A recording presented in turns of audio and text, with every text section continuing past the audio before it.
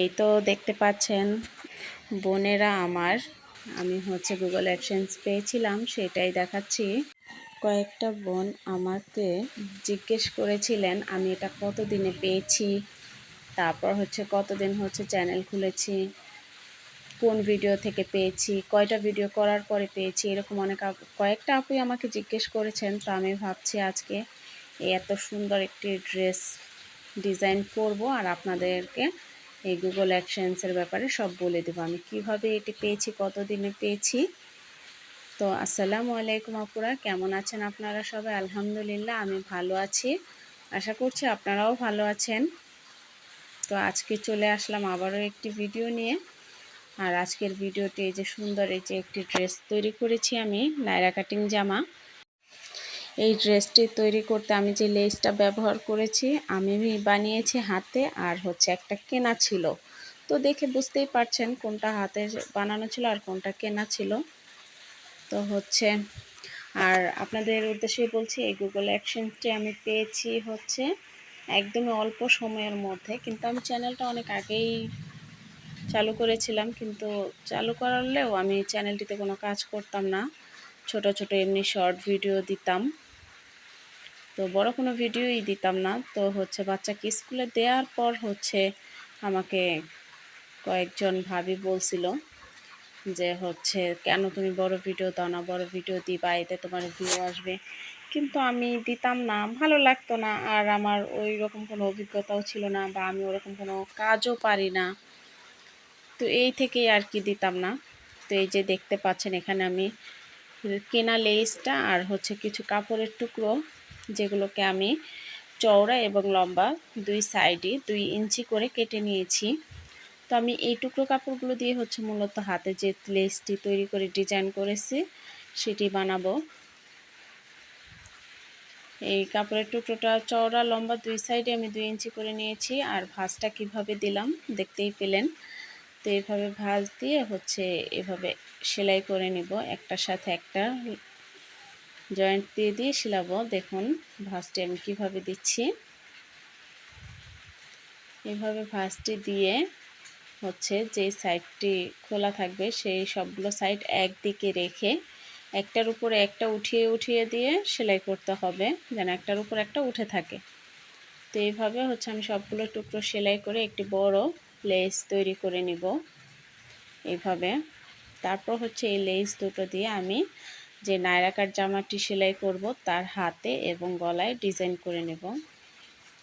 তো যেটি বলছিলাম আপনাদেরকে, তা আমি স্কুলে ভাবিদের মুখে শুনে, তো একজন ভাবি আছে, ওনারও চ্যানেল আছে ইউটিউবে, ওনারও চ্যানেল আছে। তো উনি রান্নার ব্লগ করে, আমার রান্নাঘর 69, আপনারা দেখতে পাবেন।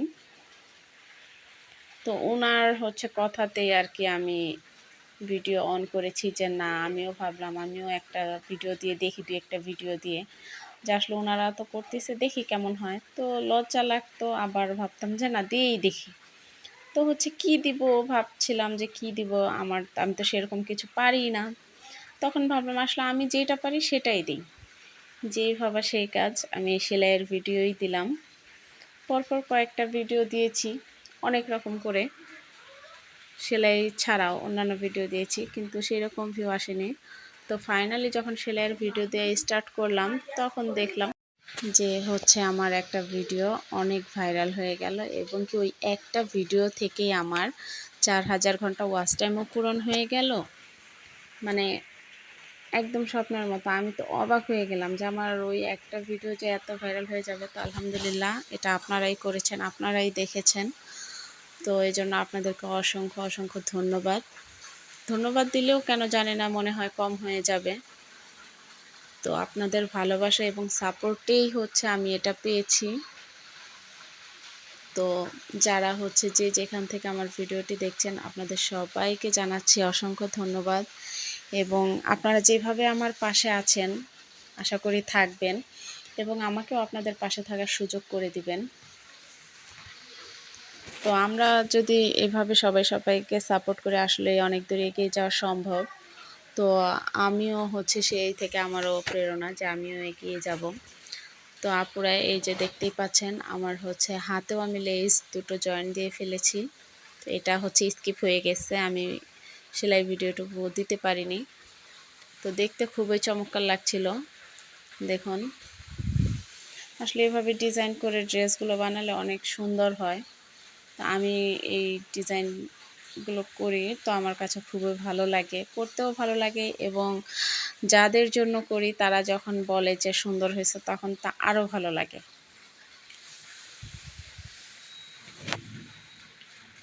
তো আসলে ইউটিউবে হচ্ছে ভিডিও ছাড়লে বা চ্যানেলে কোনো কাজ করলে আসলে ধৈর্য নিয়ে করবেন। যাদের ধৈর্য আছে আমি মনে করি তারাই আসলে সফল হবে বা করতে পারবে। আমারও মাঝে মধ্যে মনে হয় ধ্যাৎ করবো না, ভাল লাগে না, ছেড়ে দিব।